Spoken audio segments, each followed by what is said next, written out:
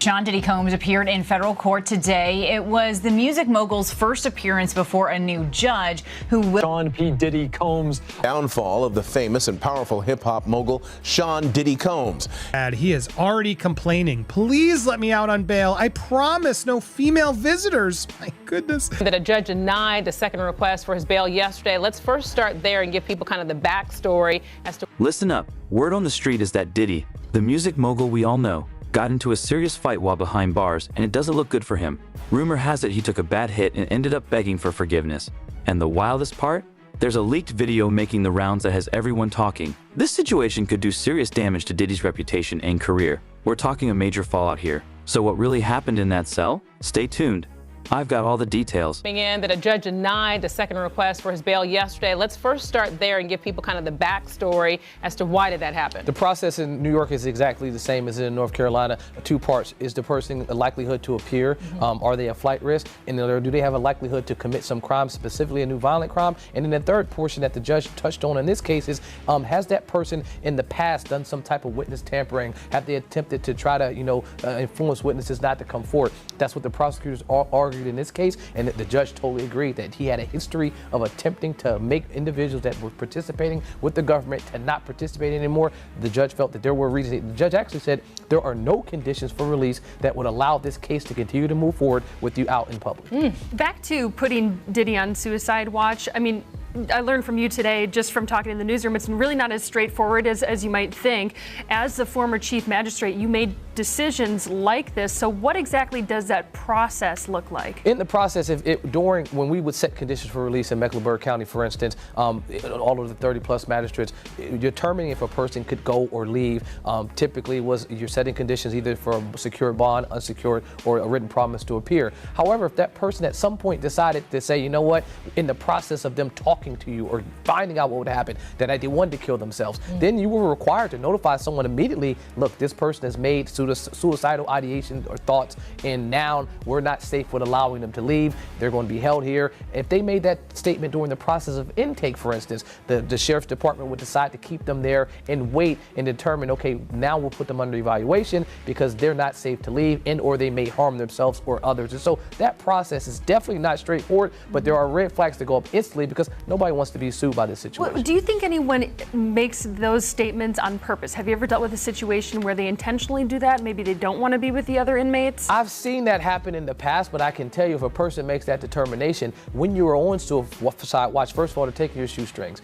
And this is because you're in this before you get admitted. So this is pre-admission, pre-classification. Right. You're still in your regular clothes. You haven't switched into a jumpsuit. And so you still have your regular shoes. They're taking the shoestrings. They're taking anything that you could potentially harm yourself. They're taking your clothes. They're changing you into some other type of gear where you can't harm yourself. So if you were literally about to leave and you're making those types of comments, now you've just delayed yourself by maybe a few hours, if not a few days. And so that process, I've seen it happen where a person was just making kind of crazy comments. Well, you don't know if they're serious or not. And so if you're making a comment about I am intending to harm myself, I'm gonna take every situation if it's serious, and then we'll determine later that it wasn't. Now, TMZ is reporting that they spoke to Diddy's attorney, who then said that his client is not suicidal. In fact, he went on to be able to make a statement saying he's not suicidal, calling him strong, confident, and focused on his defense. So you're a defense attorney. Is that protecting your client? And the other question I have for you, if you can just address this real quick, is they put up $50 million to try and get this man out of jail, and then another $100 million on all of this. So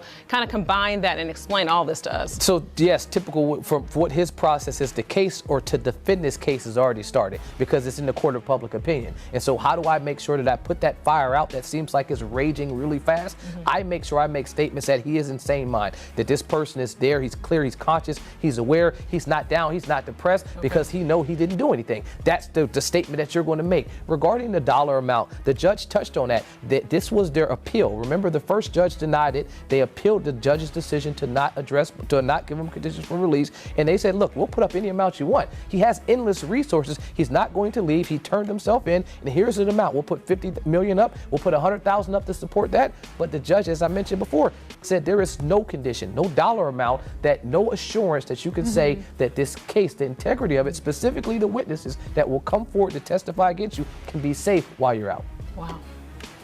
Collie Frodes, we appreciate your insight as always, and I guess this case just going to keep on. And do we know the date yet? I haven't heard Nothing the date. yet. Yeah, but I know for at least a year he will be in their department. Wow. So about that cell block showdown. Ever wonder what could make a multimillionaire like Diddy risk it all in jail? Word is, this wasn't just about him.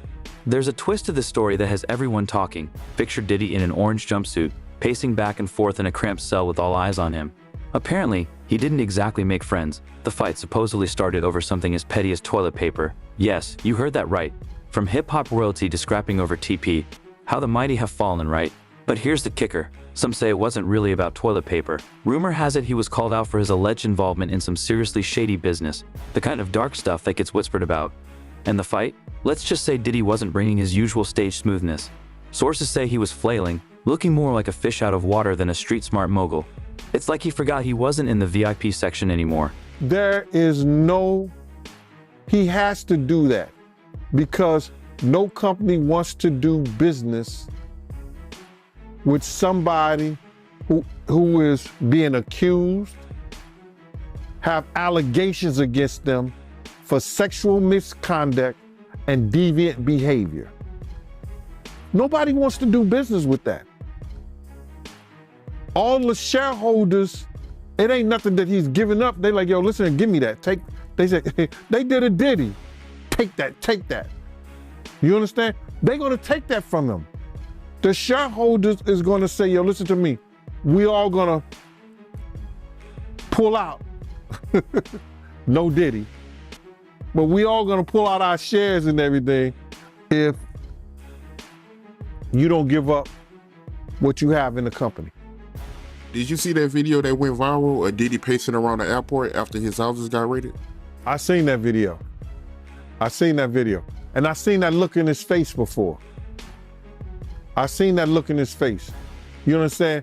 When he was with the same gang and Mike Owens, AKA Mike Cock, everybody could tell it.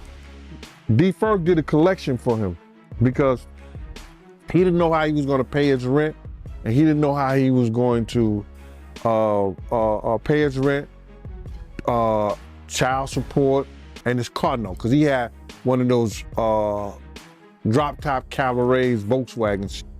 So Mike gave $5,000. I wasn't giving him nothing. I'm just telling you right now. D was just collecting money for niggas. You know what I'm saying? Yo, man, we got to make sure, because he want to kill himself. He gonna kill himself. Diddy had that pace, and he had that look in his face that he know something may be wrong, or they may have something on him. Because they took things out of there.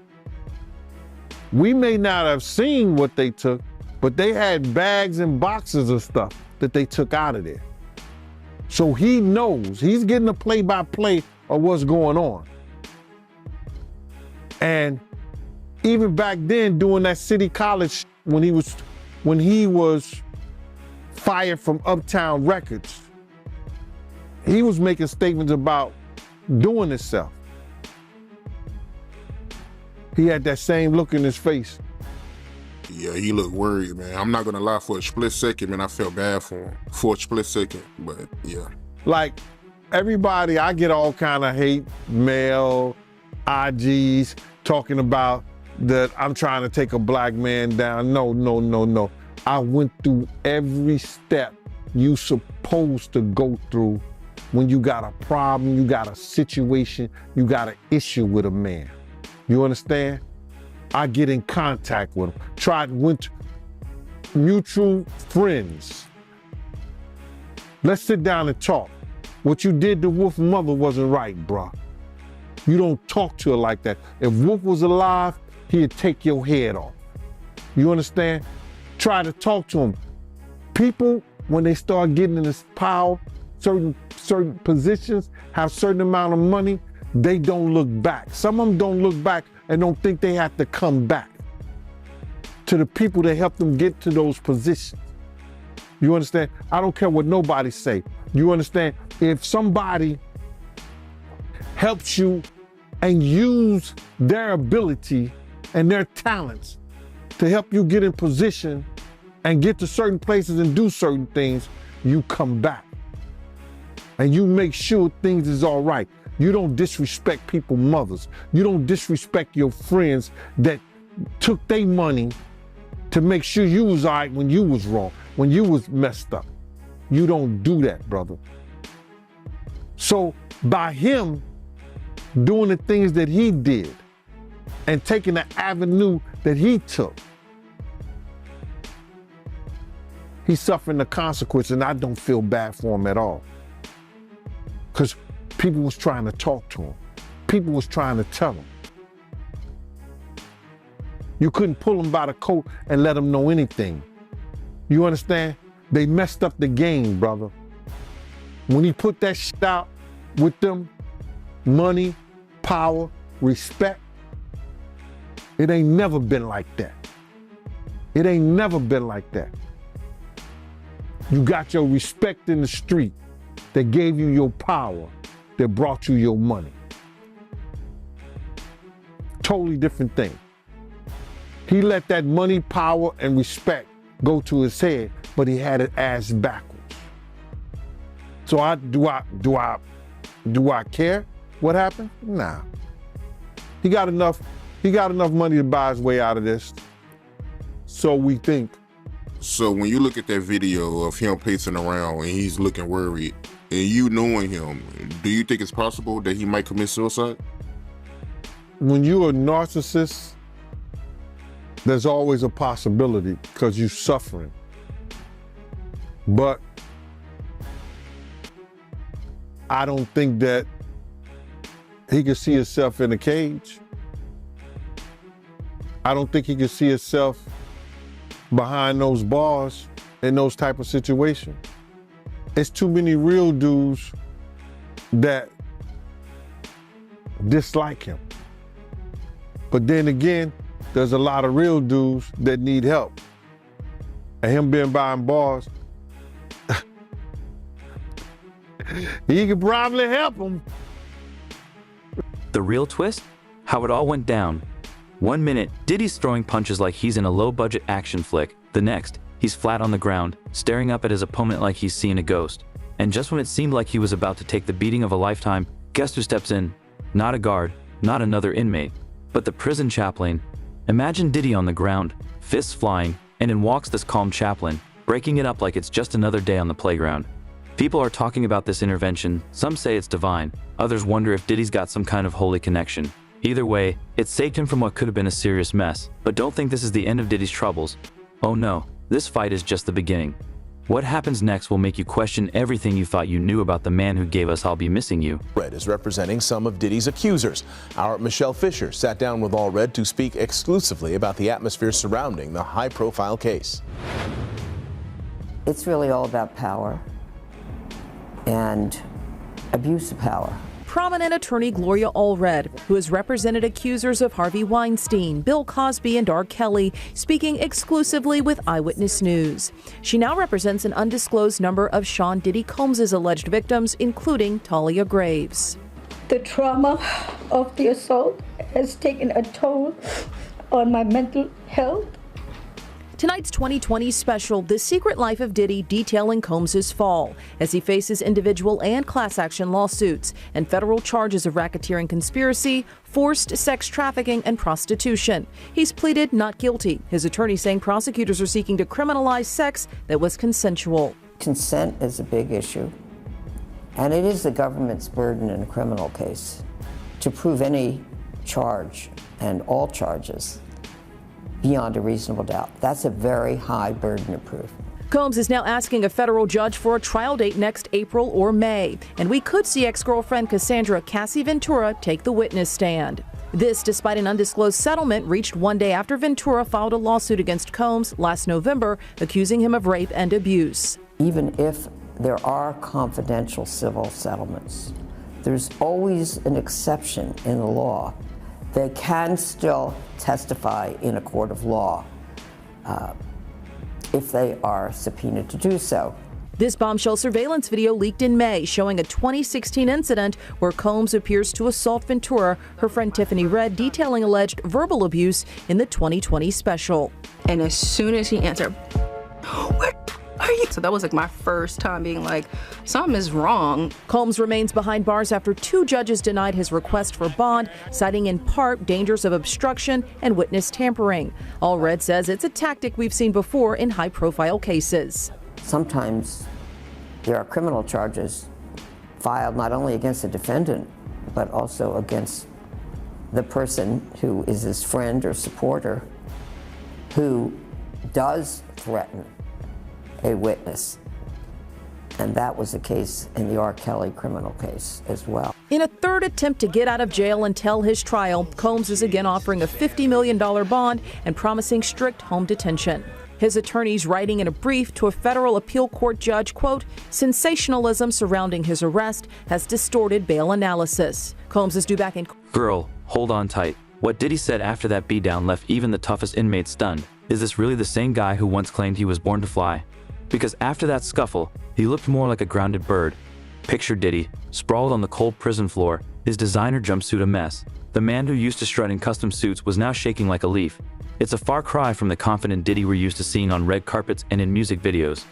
Now, here's what happened once the fist stopped flying. Word is, Diddy went from bad boy to sad boy fast. He wasn't just rattled, he was straight up begging. Can you imagine? The same guy who boasted about his empire was pleading, saying things like, please, I'm sorry, I didn't mean it, over and over. Some say he even offered to put money on the other inmates' books just to get them off his back. From hip-hop king to offering commissary bribes, now that's a real fall from grace. But here's the real tea. He wasn't just begging to save his skin. Diddy was pleading with the inmates not to reveal what they knew about his rumored shady dealings. It's like he suddenly realized those prison walls have ears, and everyone's listening. At the MDC Brooklyn, and we got the report on what's happening there. Doesn't look good, guys. This one doesn't have a lot of good Yelp reviews. We're also going to talk about this manipulator-in-chief, this woman who many say, and she's been mentioned in some of these lawsuits, was one of the people really behind helping to allow this to keep going. And yes, Diddy will be appealing later this afternoon. We will be there with the updates to let you know if this new judge will let him out of jail. In the meanwhile, let's look at this place that he's in jail, this new home, this troubled Brooklyn place. Here's a picture. It's a high rise. It is not getting good reviews. I mean, not that it should, but you know, there should be basic human rights. And this place has faced intense scrutiny amid a spat of vicious inmates, you know, going after each other badly, complaints about dismal living conditions, including maggot-infested food, filthy cells, power outages. Apparently they go weeks without any sort of heat, which is, you know, not good, especially as the cold rears its head.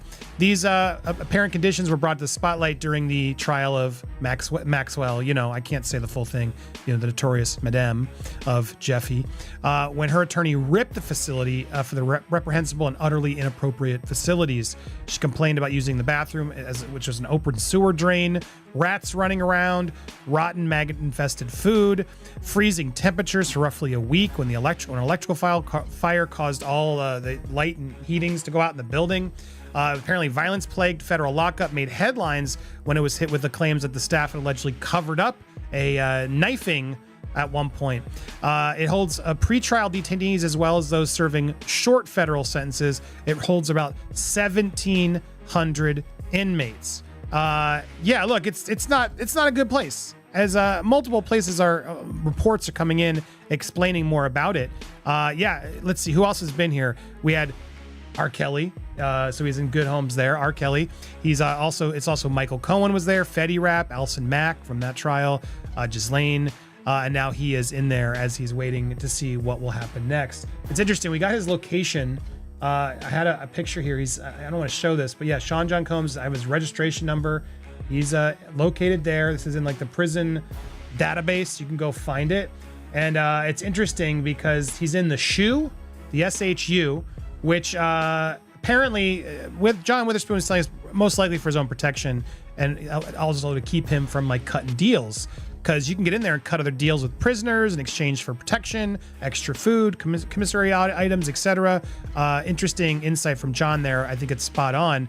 They, you know, regardless if people want him to, you know, get shivved, he shouldn't right now. He shouldn't. Nobody should. He should be put in jail for the rest of his life. I'd much rather that outcome than have him get out quickly if he did all the things he did. Let's get to the truth of this first. But I want to talk about another part that's coming out as more people are spotlighting this woman right here. This one right here has been called I can't read the name. Sorry, I can't say certain keywords, but hopefully you understand why. I'm doing my best. Doing my best, chat. But Sean Diddy Combs once called his Combs Enterprise Chief of Staff, Christina Koran, his right hand. It's a Karam? It's Karam. Source close to the federal investigation believes she is more his manipulator in chief. If anybody is a gatekeeper, Christina would know everything, the source added. High-ranking supervisors were flagged in the 3-court federal indictment, charging Combs with all the things we've said. Combs has pleaded not guilty to the charge, but remains in custody. He's now offering a $500 million bail, which was rejected. We'll see if he gets this appeal today. Karam has not been arrested or charged with any case. So does that mean she's working with the feds? Because if his right-hand man is actually sharing the secrets, well, he's even more in trouble, right? That's the done deal. Now, is she nervous? If she's implicated or caught doing this as well, they might give her a plea deal or less time in order to sell out Diddy. When you're really under the gun and the pressure's on, it happens. So I can't imagine Diddy's excited right now being behind bars, and probably part of the reason why he's promising no female visitors. Yeah, we'll come back to that in a second. Supervisors facilitated these performances, the freak-offs, according to the indictment, stocking the hotel rooms with items, as we talked about. They've gotten evidence from a lot of sources, recordings, text messages, and texts from Christina Koran, apparently. There she is again, his right-hand man. Woman. Interesting, right? How do you allow that to go down? I would love to hear from her. How does she justify all this behavior? Just the power, the control? How did she get in? She was the one who was actually seeing Diddy's issues and enabling them to then get her own control. Is that what was going off here? As long as she had that seat at the top of the table, she was okay doing. I don't know. That's what I'm just wondering. I'm not alleging anything. We will see. She is not yet charged, but with these allegations coming in, this is interesting. This is interesting. So, is that her? Yeah, okay, that's her too. I guess so. There she is. This looks more recent because they look upset there. Trying to figure out now what. So this woman could be a big key to figuring out what went down, unless she wants to take it all to the grave with her. Now, she did not return requests for comment. We'll see if she comes in. But yes, she was mentioned in Little Rod's suit. She knowingly, intentionally participated, perpetrated, assisted, supported, facilitated the venture, is what he alleges. And Quorum required Combs' domestic employees, including the butler, chef, housekeepers, to carry a fanny pack with substances there, pink drug combination of things, and he could indulge his choice at any time. So she apparently, according to these rumors, would be there ready and willing to ensure he could have any substance, people, etc., etc. So if all true, a lovely individual. She's, I'm sure, very happy right now to be caught in this web. But that's where we stand. So far from this, this mansion that he was in, now he's in the raid. He's going to be in this high-rise security complex for it could be a little while. We'll see if today he is able to get out. That'll be the big question, and we'll be there covering the updates as we get them coming in. Sadly, this is New York, so we won't get this televised. It's so frustrating. All we get is sketches. We can't even get photos. I don't understand how this is just. Free press, all these trials are public knowledge. We should be able to be in there to ensure that we're getting the facts. But he's protected right now due to it being in New York, and we will stay tuned and be here. So make sure, if you haven't already, hit that subscribe button. Hit that bell for alerts right there. Hit that all. And then when you get those alerts, smash that like. Leave a comment down below. We'll be covering this case and a lot more. We got a lot more stuff in the bank, but we're obviously leaning into the updates as they come in, and more are coming in. I think today, if he loses his appeal or wins his appeal, I think it's unlikely based on the sources I'm talking about, that will comfort more people to come forward, right? Can he get out? Is he really behind bars? It's done. I'm seeing already some private threads and things that we may talk about later,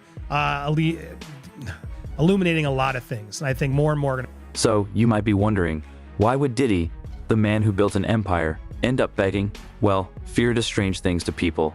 But some say it's deeper than that. They're whispering that his tough guy act was just that, an act. And now, with his back literally against the wall, the real Diddy is coming out. But don't think his pleas made everything peachy. The other inmates? They watched the whole scene, and they weren't impressed. Some laughed, others shook their heads, like they couldn't believe this was the same Diddy who used to rap about being untouchable. One inmate even scoffed, "Man, I thought this guy was hard. Turns out he's softer than a pillow at the Four Seasons. Ouch, that's gotta sting more than any punch." But here's where it gets interesting. While most inmates were clowning him, there was one guy watching him closely, taking in every word and plea. The look on his face, like he just hit the jackpot, makes you wonder what secrets Diddy might have let slip in that desperate moment, doesn't it?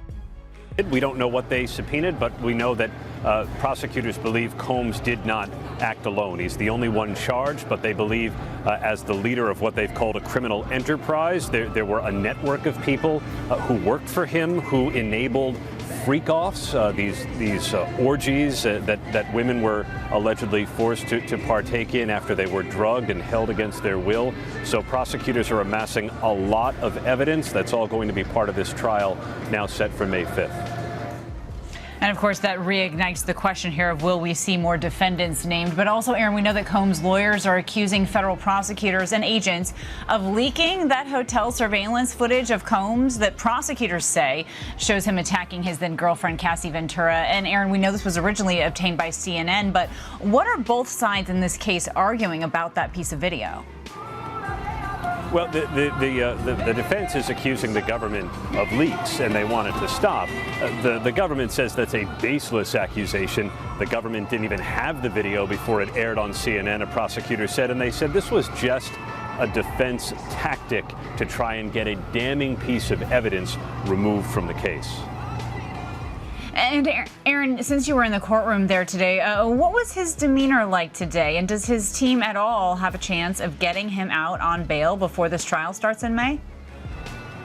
Diddy was a lot more relaxed today, Kana. He looked a lot less bloated than we've seen him during prior appearances. He was in a jail-issued beige, kind of ill-fitting smock and pants. He was shackled at the ankles, no handcuffs, so he was able to wave to his mother and children who filled 2 rows of the courtroom. The defense is still asking for his release on bail, but they have an appeal pending before a federal appeals court. So there was no application today. And the defense, if they can't get him released, are going to stick with MDC in Brooklyn, this troubled federal lockup. So far, it seems to be going well, the defense says, though they say they reserve the right to try and move him somewhere else. Remember that inmate who was watching Diddy so closely? Turns out he wasn't the only one paying attention, and now a leaked video is spreading online faster than salon gossip. It shows Diddy like we've never seen him before. Are you ready for what it reveals? Because this clip has everyone talking, sending shockwaves across social media. The story goes that this inmate, the one keeping a close eye on Diddy, somehow snuck a phone into the jail. A major risk, but